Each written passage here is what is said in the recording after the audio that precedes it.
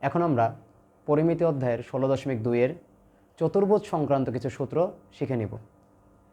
প্রথমে আমাদের এখানে বোর্ডে যে সূত্রটি দেওয়া আছে সেটি হচ্ছে আয়তক্ষেত্রের সূত্র। আয়তক্ষেত্রের ক্ষেত্রফলের সূত্র হচ্ছে a ইন্টু বি। এখানে যদি আমরা আমাদের পাশের চিত্রে খেয়াল করি তাহলে এখানে একটি আয়তক্ষেত্রের ছবি দেওয়া আছে। এই আয়তক্ষেত্রের ছবিতে বা চিত্রে আমরা যে জিনিসটা দেখতে পাচ্ছি সেটা হচ্ছে আয়তক্ষেত্রের বিপরীত বাহুদ্বয়ের দৈর্ঘ্য সমান এবং অপর দুই বিপরীত বাহুদ্বয়ের দৈর্ঘ্য সমান। আয়তক্ষেত্রের বৈশিষ্ট্য আমরা জানি যে আয়তক্ষেত্রের বিপরীত বাহুদ্বয় পরস্পর সমান হয় এবং সমান্তরাল হয় এবং কোণগুলো হয় সমকোণ।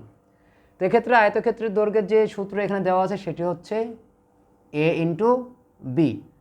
যদি আমি এখানে এই a কে ধরি দৈর্ঘ্য আর এই b কে ধরি প্রস্থ, তাহলে আয়তক্ষেত্রের ক্ষেত্রফলের সূত্র হয় দৈর্ঘ্য গুণ প্রস্থ, বা দৈর্ঘ্য গুণ প্রস্থ যে আমাদের জানা সূত্র আছে ক্ষেত্রফলের সূত্র, সেটাকে আমরা দৈর্ঘ্যকে a ধরলাম আর প্রস্থকে b ধরলাম, তাহলে হয়ে গেল আয়তক্ষেত্রের সূত্র a ইন্টু বি, অর্থাৎ দৈর্ঘ্য গুণ প্রস্থ।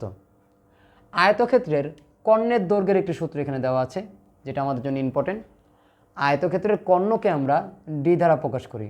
মূলত আমরা কর্ণকে ডি দ্বারা প্রকাশ করি, যে কোনো কর্ণ, আয়তক্ষেত্রের কর্ণ হোক বা বর্গের কর্ণ হোক বা রম্বসের কর্ণ হোক, আমরা কর্ণকে ডি দ্বারা প্রকাশ করি। তো এখানে আয়তক্ষেত্রের কর্ণের যে দৈর্ঘ্য তার সূত্র হচ্ছে √a² প্লাস b²। এখন মূলত এখানে যতগুলো সূত্র আসছে প্রত্যেকটা সূত্রেরই ব্যাখ্যা এবং গাণিতিক ব্যাখ্যা দেওয়া সম্ভব, কিন্তু যেহেতু আমাদের এটা শর্ট কোর্স, আমরা চাচ্ছি খুবই অল্প সময়ের মধ্যে যাতে শিক্ষার্থীদের পরীক্ষার উপযুক্ত করে তুলতে পারি, সেজন্য আমরা খুবই সংক্ষেপে আলোচনা করে আমরা আমাদের টপিকগুলো শেষ করার চেষ্টা করছি যাতে স্টুডেন্টরা অল্প সময়ের মধ্যেই বিষয়গুলো বুঝতে পারে। তারপর আমি এখানে এই কর্ণের দৈর্ঘ্যের বিষয়টি একটু বুঝিয়ে দেওয়ার চেষ্টা করি। কর্ণ হচ্ছে কোনো চতুর্ভুজের বিপরীত কোণদ্বয়ের সংযোগ রেখা বরাবর যে আমরা সরলরেখা অঙ্কন করি তার দৈর্ঘ্য। যেমন এখানে আমার এ কোণের বিপরীতে আসে সি কোণ। তো এ কোণের বিপরীতে যে সি কোণ আছে, এই কোণ দুটাকে যদি আমি একটি রেখা দ্বারা সংযোগ দিই অর্থাৎ সরলরেখা দিয়ে যোগ করি, তাহলে আমরা একটি রেখা পাবো যে রেখার দৈর্ঘ্যই হচ্ছে কর্ণের দৈর্ঘ্য। একইভাবে আমরা যদি বি এবং ডি যারা বিপরীত পাশে আছে দুটা কোণ, এই দুটা কোণকে যদি আমরা বিন্দু বরাবর যুক্ত করি তাহলে আমরা যে রেখাংশটা পাবো সেটাই হবে কর্ণ। তো এই কর্ণের দৈর্ঘ্য, আয়তক্ষেত্রের দুটা কর্ণ থাকলেও দুটা কর্ণের দৈর্ঘ্যই সমান হয়।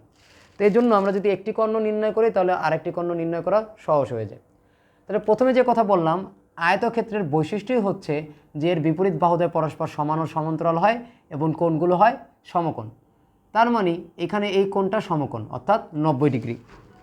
যদি এই কোণটা 90 ডিগ্রি বা সমকোণ হয় তাহলে আমরা এখানে এই যে ত্রিভুজটা আছে এ বি সি, এই ত্রিভুজটাকে একটি সমকোণী ত্রিভুজ হিসেবে বিবেচনা করতে পারি।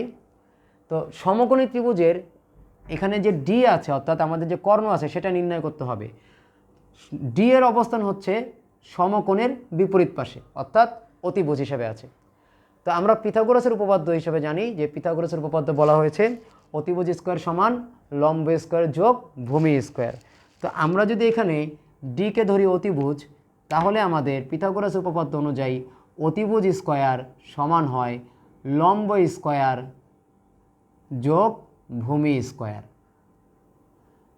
এখান থেকে আমরা যদি এই স্কোয়ারকে অপর পাশে নিয়ে যাই তাহলে আমাদের থাকে ডি এবং এখানে স্কোয়ারটা রুট হয়ে যায়, এখানে আসে a² প্লাস b²।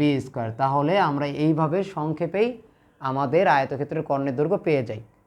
তো এইভাবে প্রত্যেকটা সূত্রেরই ব্যাখ্যা আছে, কিন্তু আমরা চেষ্টা করি যাতে অল্প সময়ের মধ্যে দিতে পারি, সেজন্য খুবই শর্টকাটে দেওয়ার চেষ্টা করছি।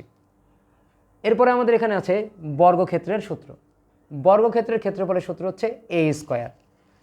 আমরা একটু আগে দেখলাম আয়তক্ষেত্রের ক্ষেত্রফলের সূত্র ছিল a ইন্টু বি অর্থাৎ দৈর্ঘ্য গুণ প্রস্থ। তো বর্গক্ষেত্রে যেহেতু প্রত্যেকটা বাহুই সমান হয়, তো আমি দৈর্ঘ্য নিলেও যে মান আসবে, প্রস্থ নিলেও সেই মানই আসবে। তো এখানে যদি আমি দৈর্ঘ্য গুণ প্রস্থ করি তাহলে a ইন্টু a আসবে, যার অর্থ হচ্ছে a²। এই জন্য বর্গক্ষেত্রের ক্ষেত্রফলের সূত্র হচ্ছে a²। এরপরে বর্গক্ষেত্রের কর্ণের দৈর্ঘ্যের সূত্র, কর্ণের দৈর্ঘ্যের সূত্র হচ্ছে d √2a। তো এটাও যদি আমরা পিথাগোরাসের উপপাদ্য করি তাহলে এই অ্যান্সারটা চলে আসবে। এরপরে আমাদের রম্বসের ক্ষেত্রফলের সূত্র। রম্বসের ক্ষেত্রফলের সূত্র হচ্ছে হাফ ইন্টু কর্ণদ্বয়ের গুণফল। রম্বসের ক্ষেত্রফলের সূত্র হচ্ছে হাফ ইন্টু কর্ণদ্বয়ের গুণফল। এর কারণ কি? কারণ প্রথমত রম্বস কিন্তু কোনো সমকোণী কোনো আকৃতি নয়, অর্থাৎ রম্বসের যে কোণগুলো আছে এই কোণগুলো সমকোণ নয়, কিন্তু আমাদের আয়তক্ষেত্র এবং বর্গের কোণগুলো ছিল সমকোণ। যার কারণে রম্বসটা যেহেতু সমকোণ নয়, তো রম্বসের দুইটা কর্ণ ভিন্ন দৈর্ঘ্যের, দুটো ভিন্ন দৈর্ঘ্যের কর্ণ থাকার কারণে আমরা রম্বসের ক্ষেত্রফল নির্ণয়ের জন্য সেই কর্ণ দুটাকেই ব্যবহার করতে পারি, যার জন্য আমাদের এখানে সূত্র চলে আসছে half into d1 into d2, অর্থাৎ রম্বসের কর্ণদ্বয়ের গুণফলকে 2 দিয়ে ভাগ করলে রম্বসের ক্ষেত্রফল বের হয়ে যায়।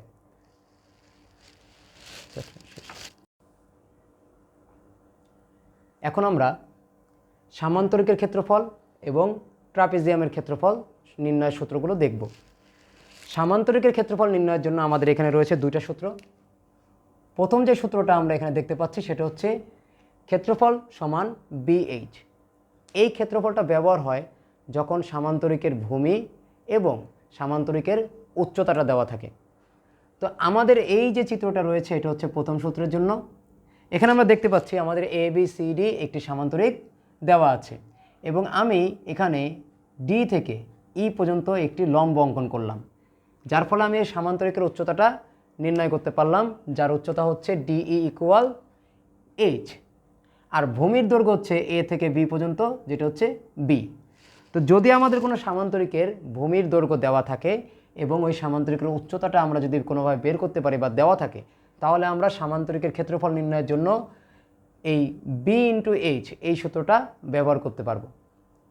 এরপর আমাদের 2 নম্বর যে ক্ষেত্রফলের সূত্র আছে সামান্তরিকের, সেটা হচ্ছে D ইন্টু H।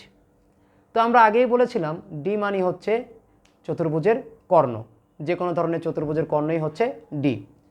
তো এখানে আমাদের দেওয়া আছে কর্ণ এবং H উচ্চতা, তবে এক্ষেত্রে যে উচ্চতা সেটা কিন্তু সামান্তরিকের উচ্চতা না। আমরা যদি 2 নম্বর চিত্রের দিকে লক্ষ্য করি তাহলে আমরা বুঝতে পারবো বিষয়টি। 2 নম্বর চিত্রে আমাদের ABCD একটি সামান্তরিক দেওয়া আছে। এই সামান্তরিকের একটি কর্ণ হচ্ছে AC। এটা BDও হতে পারতো, তবে আমাদের জন্য নিয়মটা একই হতো। তা AC যে কর্ণ, AC কর্ণের উপরে আমাদের যে কোণগুলো রয়েছে, অর্থাৎ আমাদের A এবং C এই কোণ দুটো তো কর্ণ তৈরি করলো, তো এই দুটো কোণ বাদে অপর যে দুটো কোণ রয়েছে সেই কোণ থেকে যদি আমি কর্ণের উপরে একটি লম্ব অঙ্কন করি, আমি এখানে যদিও D থেকে কর্ণের উপরে লম্ব অঙ্কন করেছি DE, যদি কেউ এই B থেকে একটি লম্ব অঙ্কন করতো BF, সেক্ষেত্রে আমাদের নিয়মটা একই হতো, কারণ এখানে DE যে লম্বের দূরত্ব, এখানে BF এর যে লম্বের দূরত্ব সেটা অটোমেটিক্যালি সমানই আসতো যদি সেটা সঠিকভাবে লম্বটা অঙ্কন করা হয়। তাহলে সেক্ষেত্রে এটা কোনো বিষয় না। আমাদের মনে রাখতে হবে কি, আমাদের একটি সামান্তরিক আছে, সামান্তরিকের কর্ণ দেওয়া আছে এবং কর্ণের উপরে অন্য একটি কোণ থেকে একটি লম্ব অঙ্কন করা হয়েছে, যে লম্বের মানটাই হচ্ছে H। সেক্ষেত্রে আমাদের ক্ষেত্রফলের সূত্র হচ্ছে D ইন্টু H। তাহলে সামান্তরিকের এই দুইটা ক্ষেত্র, একটি হচ্ছে সামান্তরিকের ভূমি এবং সামান্তরিকের উচ্চতা দেওয়া থাকলে, আর একটি হচ্ছে সামান্তরিকের কর্ণের দৈর্ঘ্য এবং সেই কর্ণের উপরে অঙ্কিত একটি লম্বের দৈর্ঘ্য দেওয়া থাকলে আমরা এই দুটো সূত্র আলাদা আলাদাভাবে ব্যবহার করব। এরপরে আমাদের যে সূত্র সেটা হচ্ছে ট্রাপিজিয়ামের ক্ষেত্রফলের সূত্র। ট্রাপিজিয়ামের ক্ষেত্রফলের সূত্র আমাদের আগে বুঝতে হবে যে ট্রাপিজিয়ামের বৈশিষ্ট্যটা কী। ট্রাপিজিয়ামের বৈশিষ্ট্য হচ্ছে ট্রাপিজিয়ামের সমান্তরাল দুটো বাহু থাকে কিন্তু তারা সমান হয় না। এই একটা জিনিস আমাদের মনে রাখতে হবে, ট্রাপিজিয়াম হচ্ছে এমন একটা চতুর্ভুজ যার সমান্তরাল দুটো বাহু থাকে কিন্তু বাহু দুটো সমান হয় না। তো এখানে আমরা যে চিত্রটা অঙ্কন করলাম সেখানে সমান্তরাল বাহু হচ্ছে AB বাহু এবং CD বাহু। AB এবং CD বাহু দুটো সমান্তরাল ঠিকই, কিন্তু বাহু দুটা সমান না এবং অপর দুই বাহু আমাদের দরকারও নেই ট্রাপিজিয়ামের ক্ষেত্রফল নির্ণয় করার জন্য।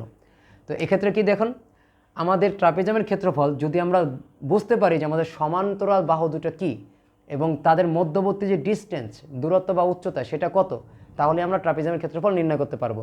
তো এখানে আমরা ধরে নিলাম আমাদের সমান্তরাল বাহু দুটির মধ্যবর্তী যে দূরত্ব সেটা হচ্ছে H। তাহলে ট্রাপিজিয়ামের সূত্র হবে সমান্তরাল বাহুদ্বয়ের যোগফল গুণ তাদের মধ্যবর্তী দূরত্ব। সমান্তরাল বাহুদ্বয়ের যোগফল গুণ তাদের মধ্যবর্তী দূরত্ব ভাগ 2। এটা হচ্ছে ট্রাপিজিয়ামের সূত্র। তো এখানে সমান্তরাল বাহুদ্বয়ের দৈর্ঘ্য হচ্ছে A এবং B, তো A প্লাস B গুণ তাদের মধ্যবর্তী দূরত্ব, তাদের মধ্যবর্তী দূরত্ব হচ্ছে এইচ এবং ভাগ 2। এটাই হচ্ছে ট্রাপিজিয়ামের ক্ষেত্রফলের সূত্র। ট্রাপিজিয়ামের ক্ষেত্রফলের সূত্র সমান্তরাল বাহুদ্বয়ের যোগফল গুণ তাদের মধ্যবর্তী দূরত্ব ভাগ 2। আর যদি আমরা অক্ষর দিয়ে মনে রাখতে চাই তাহলে a + b × h/2।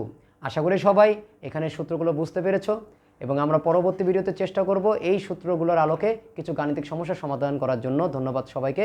আসসালামু আলাইকুম।